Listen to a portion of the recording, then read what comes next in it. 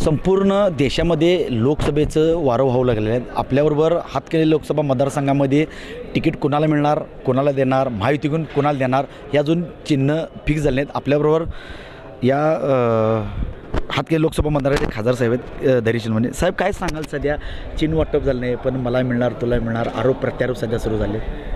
नाही, शिवसेना पक्षाचं चिन्ह शिवसेनेकडे आहे. धनुष्यबाणावर मागेही मी इलेक्शन लढलो होतो आणि याही वेळी धनुष्यबाणावरच इलेक्शन लढणार आहे.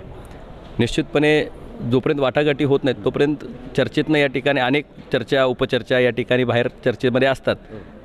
काही दिवसामध्ये या ठिकाणी ते चित्र स्पष्ट होईल. देशाचे नेते आदरणीय नरेंद्रजी मोदी साहेब असतील, आमचे मुख्य नेते आदरणीय एकनाथजी शिंदे साहेब असतील, देवेंद्रजी फडणवीस साहेब असतील, अजितदादा पवार साहेब असतील, या सर्वांच्या मार्गदर्शनाखाली महायुतीच्या 48च्या 48 लोकसभेच्या जागा निवडून आणणं हे टार्गेट महाराष्ट्रामध्ये या ठिकाणी महायुतीचं आहे. आणि त्या दृष्टिकोनातून प्रत्येक मतदारसंघामध्ये बांधणी अगदी ग्रासरूट लेवलला त्या ठिकाणी सुरू आहे. ही चर्चा निश्चितपणे वेगवेगळ्या पातळीवर या ठिकाणी होत असते. एकदा पार्लमेंटरी बोर्डाचं त्याच्यावरचं शिक्कामोर्तब झाला की प्रत्येक मतदारसंघामध्ये कोण उमेदवार आहे आणि कुठला मतदारसंघ कुणाकडे आहे याच्या बाबतीतली क्लॅरिटी होईल. सध्या संपूर्ण हातकणंगले लोकसभा मतदारसंघामध्ये तुम्ही बोर्ड लावले आहेत की 8,200चे निधी आणण्यात, त्यावर एक QR कोड लावला. ते QR कोड स्कॅन केल्यानंतर त्यामध्ये क्रिप्टोकरन्सीचं येतं आहे. मग क्रिप्टोकरन्सीमधून हे पैसे आले असा आरोप प्रत्यारोप तुमच्यावर व्हायला लागला. विषय आहे, डिजिटल बोर्ड प्रिंटिंग करत असताना जर प्रिंटिंगमध्ये काही 19-20 झालं तर QR कोडचं कॉन्फिगरेशन बिघडतं.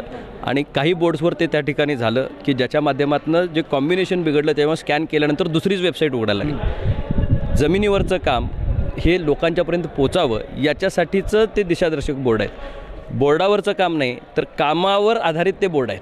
आणि मी निश्चितपणे या ठिकाणी सांगेन 8,200 कोटी रुपये हे 3 महिन्यापूर्वी आपण या ठिकाणी सांगितलं होतं. याच्याही पेक्षा पुढचा निधी माझ्या लोकसभा मतदारसंघामध्ये आणण्यामध्ये आपण यशस्वी झालो आहे. आणि ज्यावेळी या ठिकाणी नॅशनल हायवेसारखी कामं आपली आता चालू आहेत, त्याचं तुम्ही आता शूटिंग जरी घेत बसला तर किती हजार कोटीचे ते तुमच्याही लक्षात येईल. नॅशनल हायवेज असतील, पाणी पुरवठ्याच्या संस्था असतील, शेकडो किलोमीटर रस्ते आमच्या मतदारसंघातले त्या ठिकाणी असतील, अंगणवाडीपासून शाळांपर्यंत प्रत्येक घटकाला, समाज कल्याणपासूनच जनसुविधेपर्यंत प्रत्येक घटकाला आपण न्याय देण्याचं काम लोकसभा मतदारसंघामध्ये या ठिकाणी केलं आहे. आणि त्याची माहिती QR मार्फत स्कॅन केल्यानंतर लोकांच्यापर्यंत जावं, डिजिटलायझेशनचं वर्ल्ड आहे, त्या दृष्टिकोनातून तो प्रयत्न केला होता. पण काही बोर्डांवर ही प्रिंटिंगमुळे या ठिकाणी गफलत झाली होती, ती आम्ही दुरुस्त केली आणि नवीन QR कोड जनरेट झाला आहे. त्याच्यावर वेबसाईटवर गेल्यानंतर संपूर्ण जे केलेली कामं आहेत त्याच्या बाबतीतलं आपल्याला माहिती मिळेल. हातकणंगले लोकसभा मतदारसंघामध्ये जशी गेल्या वर्षी 5 वर्षावी लढत झाली होती, खासदार राजू शेट्टी विरुद्ध धैर्यशील माने, ही लढत पुन्हा पाहायला लोकांना मिळेल.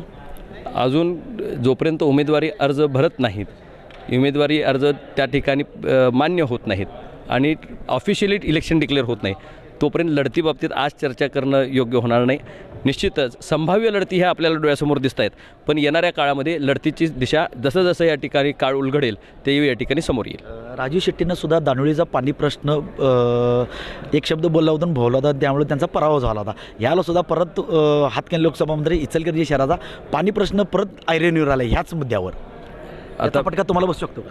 मी मगाशीच त्याचं उत्तर तुम्हाला दिलेलं आहे. आणि राज्यभरामध्ये इचलकरंजी हे अत्यंत महत्त्वाचं वस्त्रोद्योग नगरी आहे, ज्याच्यामध्ये पाण्याचा हा अत्यंत महत्त्वाचा प्रश्न अतिशय महत्त्वाचा आहे. आणि पाण्यामध्ये विष कालवायचं काम कुणीही करू नये, राजकारण त्याच्यामध्ये आणायचं काम कुणी करू नये.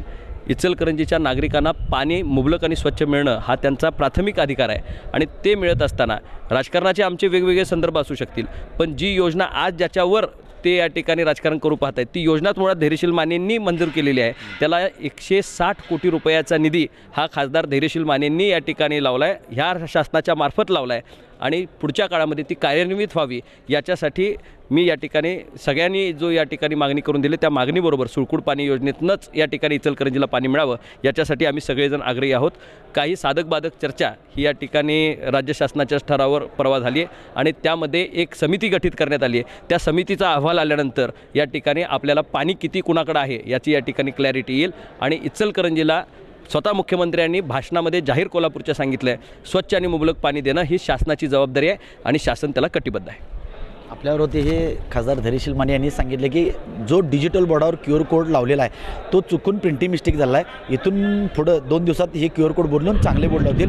8,200चे जे विकास कामं केले आहेत त्याच्याही पुढं जाऊन विकास कामं झाले आहेत. त्यामुळं कालच्या QR कोडवर त्यांनी हे भाष्य केलं आहे. कॅमेरामॅन निखिल विश्वास, मी साईनाथ जाधव, TV9 मराठी, इचलकरंजी.